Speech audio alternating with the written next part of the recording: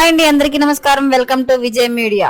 విమానానికి ఘోర ప్రమాదం, 10 మంది దుర్మరణం, 17 మందికి తీవ్ర గాయాలు, మరికొందరి పరిస్థితి విషమం.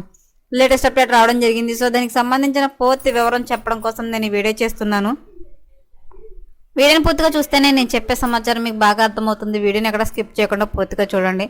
అలాగే వీడియోని లైక్ చేయడం వల్ల వీడియో కొంతమందికి రీచ్ అయ్యి ఇన్ఫర్మేషన్ మరి కొంతమందికి అయితే రీచ్ అవుతుంది.